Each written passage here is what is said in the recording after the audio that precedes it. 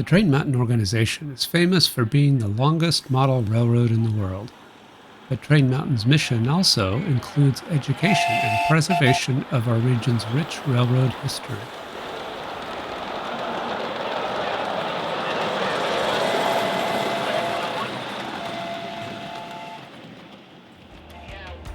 The Train Mountain Full-Scale Museum includes many cabooses, snow movers, and other rolling stock. But Train Mountain has not had a single locomotive on site, until now. Well, it's one of those unique little logging locomotives, and unique for a logging locomotive in the fact that, it was originally a Baldwin demonstrator, and then Weyerhaeuser was its only commercial operator. They bought it directly off of Baldwin when it came out here for a demonstration. Bringing a full-sized 100-ton locomotive to Train Mountain would be a formidable task. There's no full-sized rail service coming onto the property. The founder of Train Mountain passed before fulfilling his dream of having a full-sized locomotive on the property. Now, another dreamer has taken up the task of bringing the massive antique to Train Mountain. I'm Frank Bartholomew. I've been a member of Train Mountain Railroad Museum for about 20 years, and I noticed that the museum had a Weyerhaeuser railroad caboose and 3 log cars and a water car that were attained and put in by the founder of Train Mountain Railroad Museum, Quentin Breen. Anyway, in looking around, I noticed recently that there was a railroad switch engine that had been pretty much derelict for 30 years in Klamath Falls at the end of a piece of track. In a little investigation, I found out that it actually one time in its life had been a Weyerhaeuser switch engine, very early switch engine that was built in about 1950. So it was 70 years old, but 30 years it had been sitting on a track doing nothing. Weyerhaeuser number 101 must be moved. A heavy hauler company brings equipment and starts the task. Before lifting can begin, the crane must essentially build itself, taking on parts, including huge counterweights.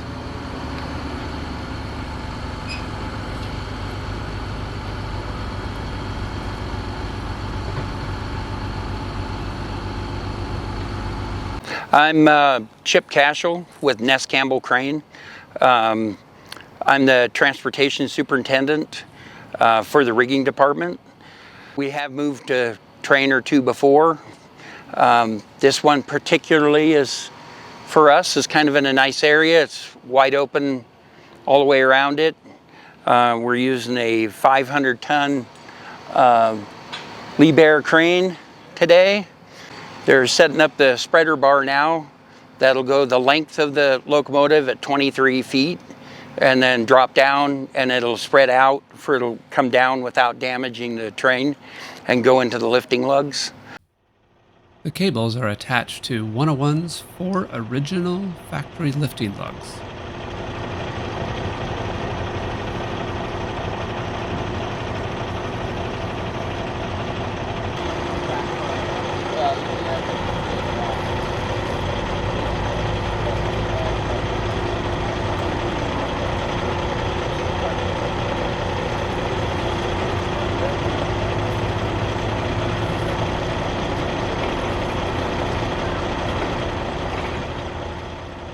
At that point, they'll put tension on everything and make sure that the rigging is all stable at partial load.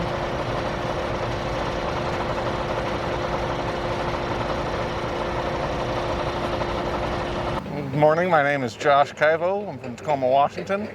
And I'm David Waterstreet. I'm the project manager for the whole move here, as well as at Train Mountain. I'm one of the TMI board of director members.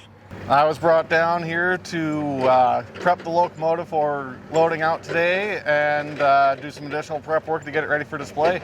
Today we are moving the Baldwin Weyerhaeuser number 101 locomotive from its resting place where it's been for about 40 years to Train Mountain. It was the original purchased diesel by Weyerhaeuser for use in the logging industry to start replacing their steam equipment.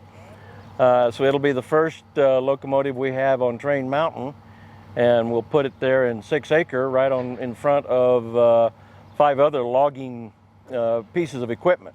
So we end up with a whole consist of Weyerhaeuser equipment in one place. So it brings together the history, it brings together a great addition to our museum piece at Train Mountain. And then ties it together with even Collier Park down the road. They're big logging down there, and we've been cooperating with them for this whole project too. What we're going to do is we're going to remove the locomotive, what we call the car body, everything from the frame up, motor, generator, air compressor, cab, all that stuff comes up in one pick. We'll leave the trucks behind, and those will be 2 separate picks. And that cuts down a lot of the weight, being that the traction motors and wheel sets are quite heavy. We're looking at about 25 tons of weight reduction, just leaving those behind for a second load. And once we get it picked up, I believe we're going to spin the whole thing 180 so that it's sitting on the trailer properly for orientation for unloading up at Train Mountain.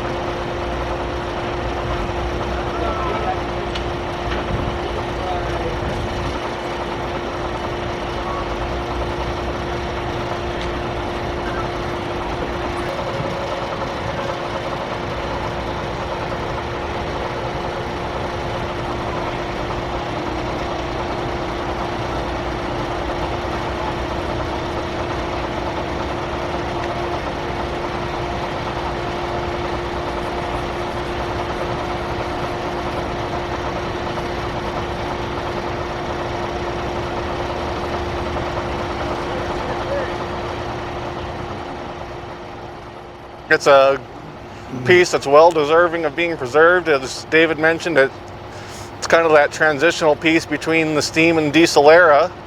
And Weyerhaeuser has a very vast and deep-rooted local as well as regional history between Washington and Oregon. So it's a very encompassing story that's worth telling and preserving.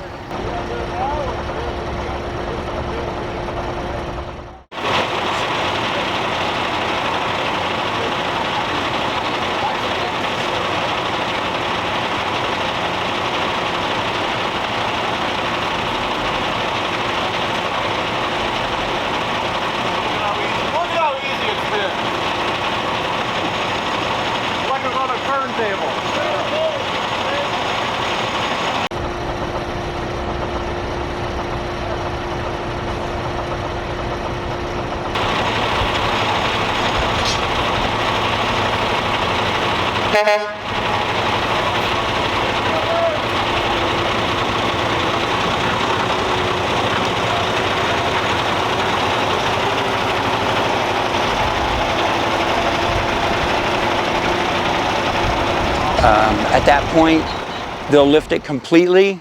We'll pull the transporter up. We're using a 2000 model Kozad with 45 foot, actually 46 foot 6 inches of well perimeter. We'll pull it up. They'll swing around with the cab forward. They'll set it in the trailer, and we'll slowly let it down until the trailer, as you can see, the trailer's got a lot of deflection in it right now. We build that into it when we build the trailer.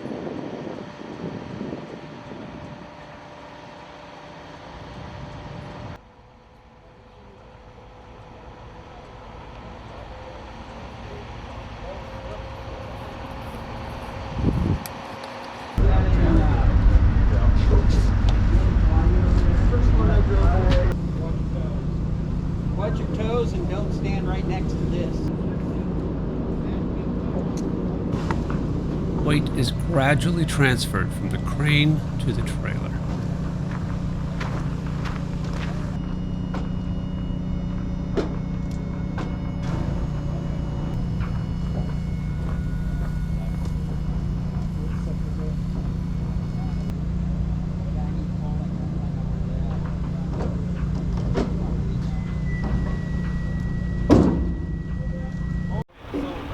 But the team determines that the blocking underneath 101 would need to be reconfigured.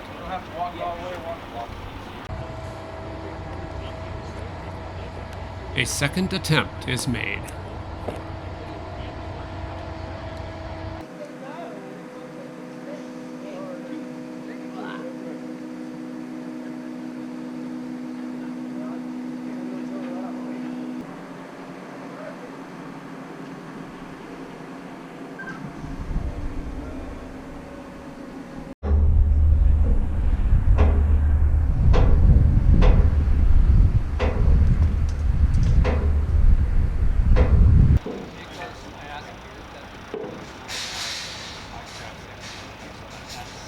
But at the end of the day, the trailer would have to be shortened in order to eliminate a joint in the trailer directly under 101's fuel tank.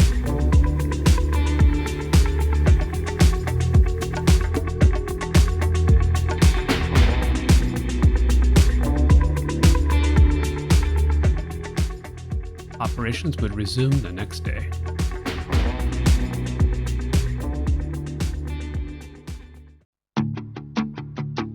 With everything ready, 101 is again lifted into position.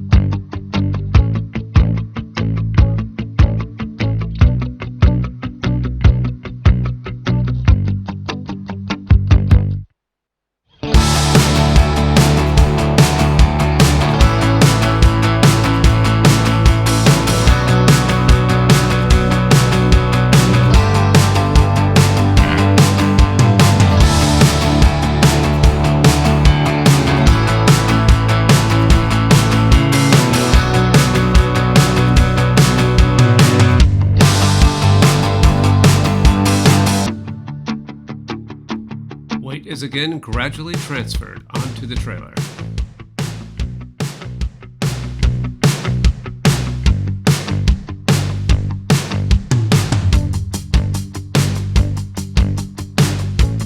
This time, the team is satisfied with the load.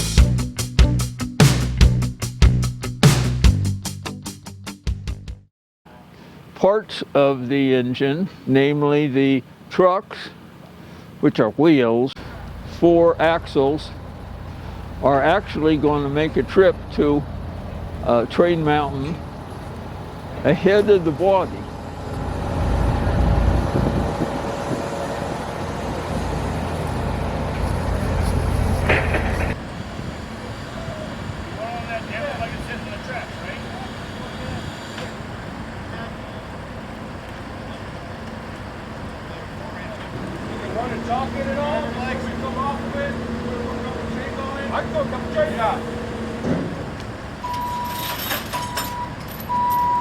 A lot of planning.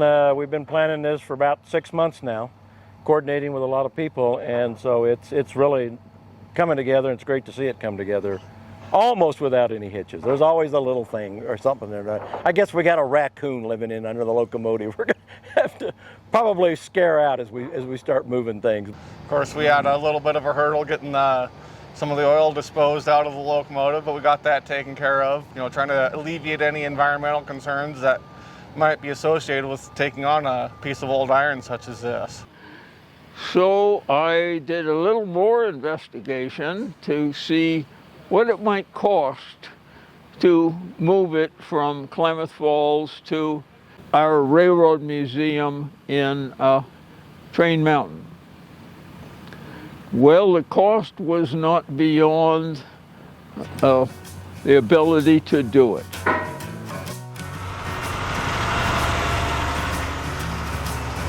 On August 14th, 2024, Weyerhaeuser Locomotive number 101 is rolling for the first time in over 30 years.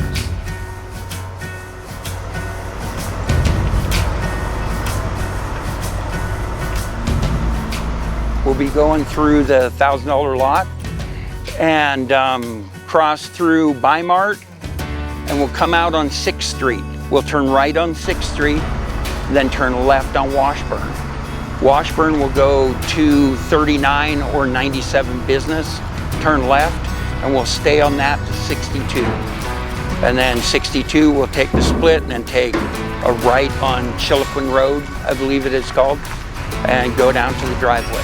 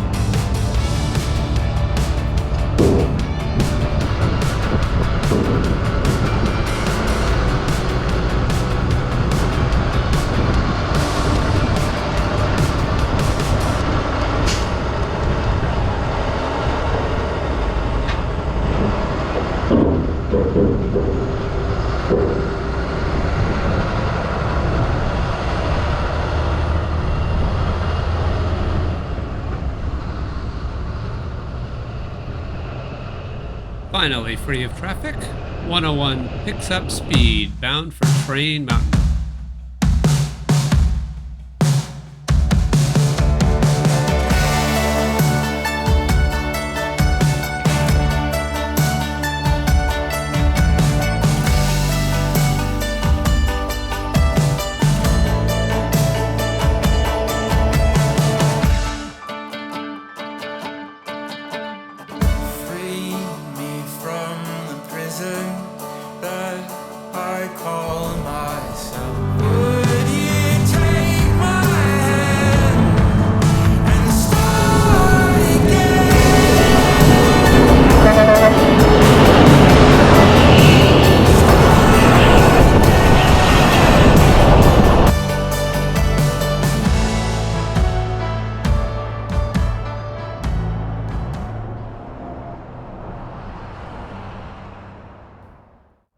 About a mile short of its destination, Weyerhaeuser number 101 takes the hole as Train Mountain makes ready for its arrival.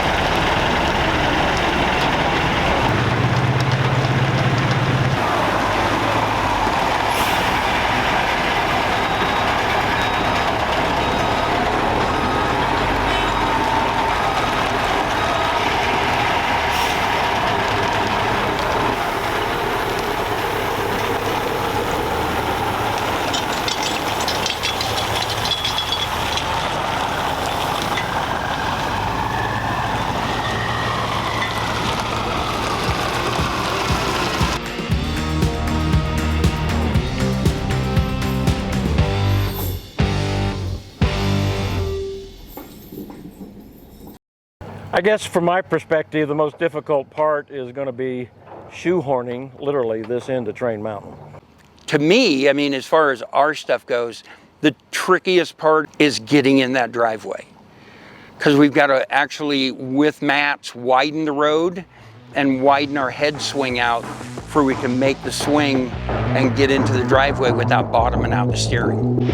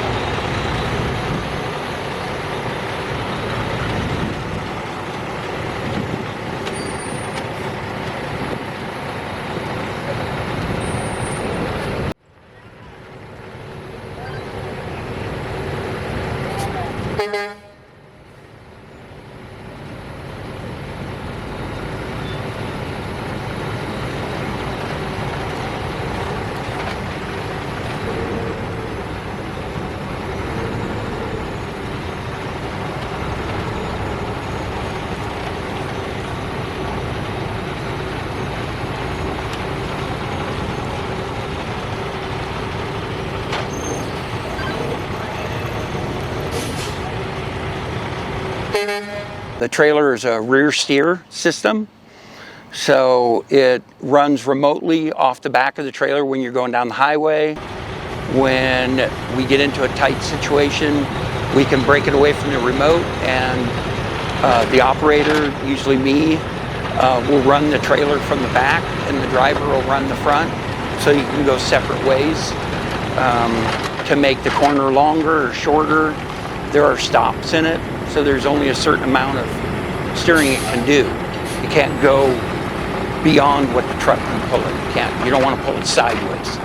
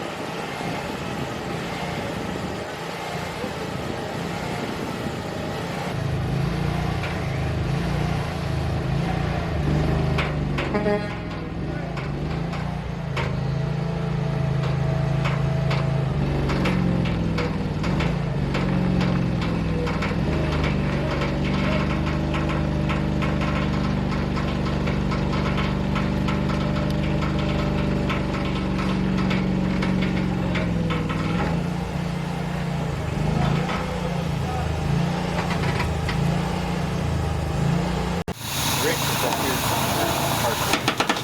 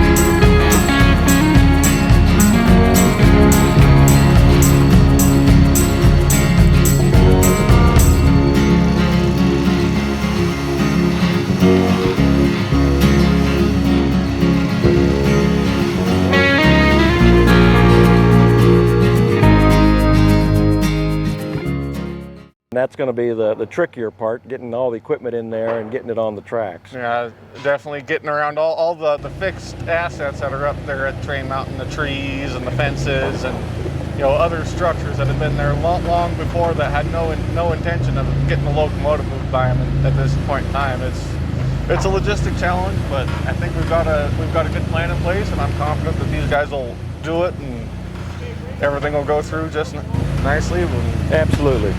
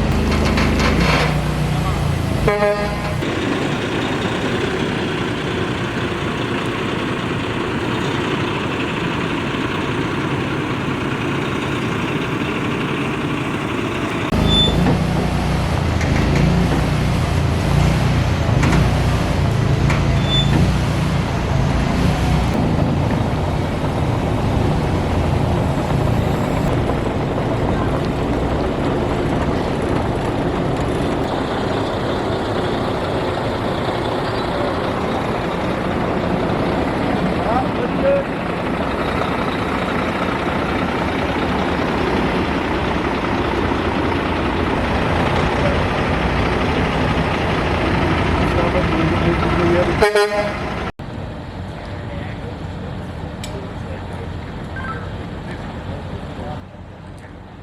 that 101 is safely maneuvered into place, the crane begins the lift off of the trailer to reunite 101 with its trucks.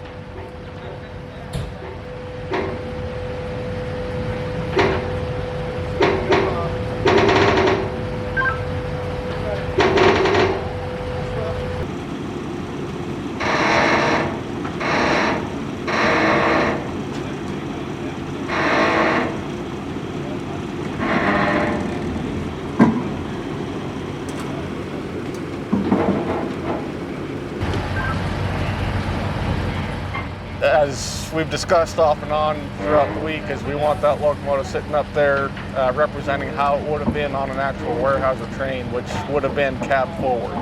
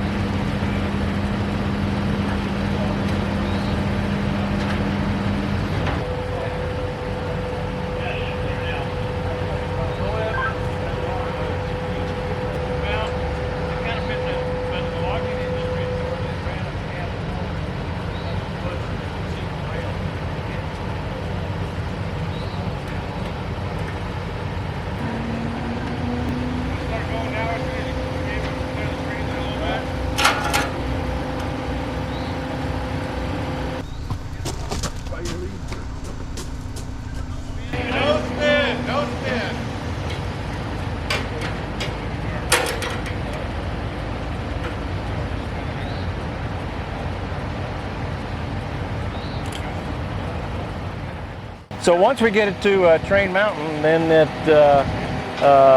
basically paint ready. There's a few details to kind of clean up, to get the primer on it, and then paint it, and then put the original Weyerhaeuser logo and lettering back on it, and then pull the other cars that are there already up to it and link them in. Well, it's all Weyerhaeuser stuff in one spot in a full consist, and that's extremely rare too, we believe. So we're very fortunate to get this. 101's body is lowered slowly, so it can be aligned perfectly with the trucks that are already in place.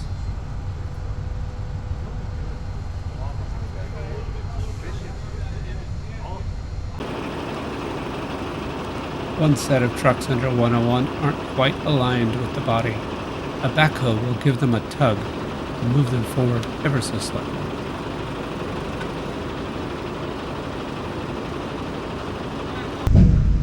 Finally, the weight is gradually loaded onto the trucks and off of the crane.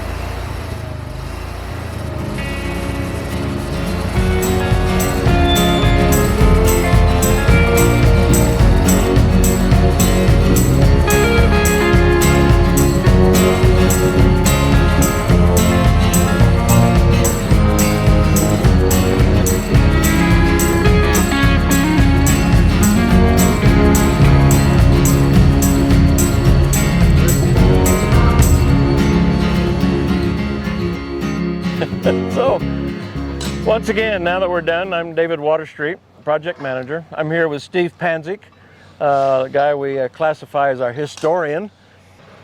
So, to kind of sum it up, well, we went to Klamath Falls, we picked it up and loaded it, brought it up here, unloaded it, and we're done. There were a few hiccups along the way, as there always is with these things. Had a little problem with the trailer, got that fixed. As Ness Campbell would tell you, it's not the problems, it's how you fix them and get down the road, and they fixed it superbly. Steve is one of the guys primarily responsible for a lot of the other rolling stock we have here, getting that collections, get them released coordinating stuff to get them moved up here. So this might be your crowning, job. It really competes with moving the rotary plow up here in 2008. That's when we did that, and I was instrumental in getting that done. And the founder of Train Mountain, Quentin Breen, lived long enough to see the rotary get up here. Right. So that was really an accomplishment. It was a lot of work, a lot of prep work. If you do all your prep work right, then the outcome goes pretty smoothly, and overall it did. And we're very pleased, I think. Oh yeah, I think so. Very great. Yeah, I'm a retired locomotive engineer, and since moving up here, I've been active at Train Mountain, and I did some of the local logistics for it, like finding the glass replacement for it, and some of the other things we needed. And I've been working on making sure some of the railroad publications, like Railroad and Railfan and Trains, knows about this, and see if we can get an article in it to promote this move, the saving of this locomotive, and also Train Mountain. Yeah, there was two of them. This was the 750, and then they had a 751. They toured the country back to back, and Baldwin Locomotive Works advertised them as a 1,500 horsepower set. Yeah, I was glad that the Park Service wanted to see it preserved instead of cut up, which it was on the verge of getting cut up if somebody didn't save it. That's right. I guess in closing, it would be thanks to everybody who participated. Yeah. They had a little note or idea or suggestion here or there. Of course, Ness Campbell, Crane and Rigging out of Portland, stepped up and did a great job. Yeah. Worked with us every inch of the way. Oregon State Parks, who had the property where the locomotive was on the old OC&E trail. Absolutely helped out in the early days coordinating that and coordinating with the Oregon Coast and Scenic Railway, who actually owned the locomotive at that point, and kind of helped bring us all together to make this happen. So it was a collaboration by 2 or 3 big organizations and a lot of individuals, and we are extremely thankful and appreciative of every one of them.